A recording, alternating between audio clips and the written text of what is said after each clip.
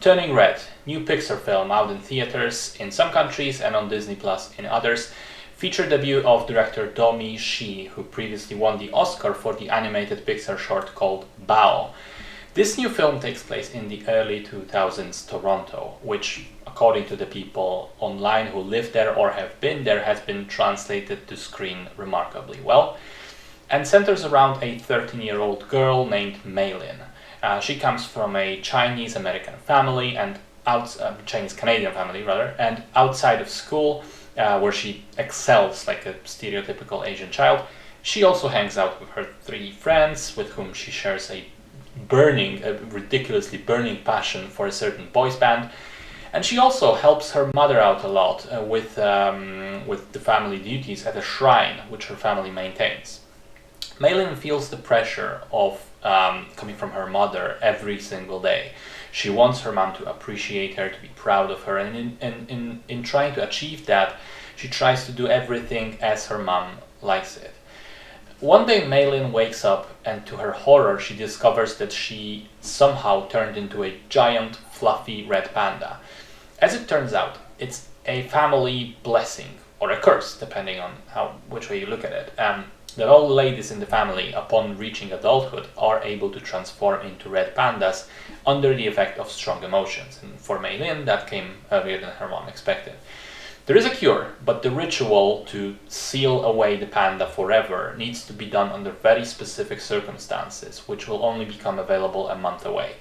Until then, Meilin has to learn to control her inner panda so as not to cause a widespread panic around her. But in the process, she begins to change as a person and discover new needs and new wants, and she begins to rebel from under her mother's wing. So the trailer suggested that the entire panda thing would be one giant metaphor for menstruation. But it is so only to some degree. Menstruation itself is directly mentioned pretty quickly as well, and the red panda thing becomes a much wider metaphor of coming of age, of turning from a girl into a woman, and of the way that different people deal with their inner nature, with what they themselves are versus what are the expectations of others.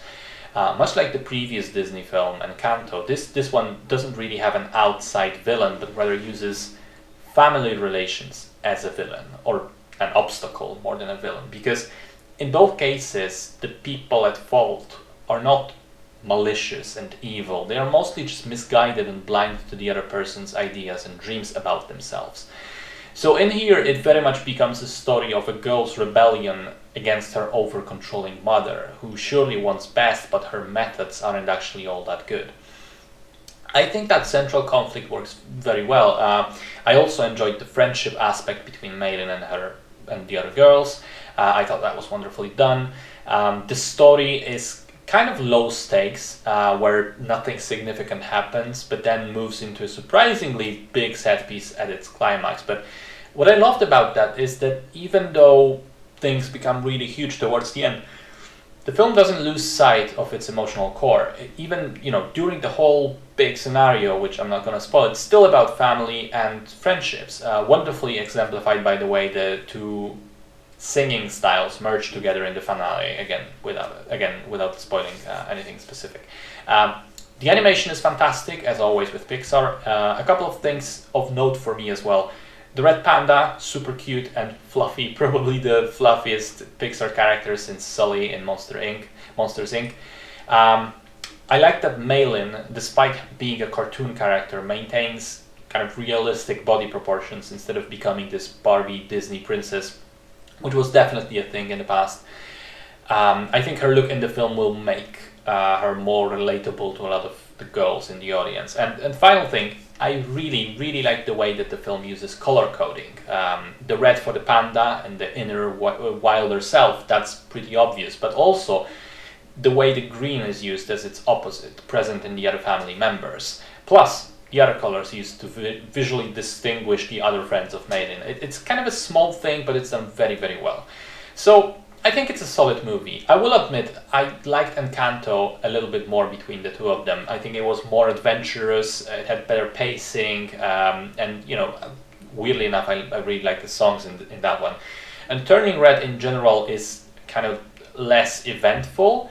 But I do also recognize that it's very likely it will be more relatable for girls specifically, as it deals with, girl friendship, girl adolescence, and daughter-mother relationships. In any case, though, good movie.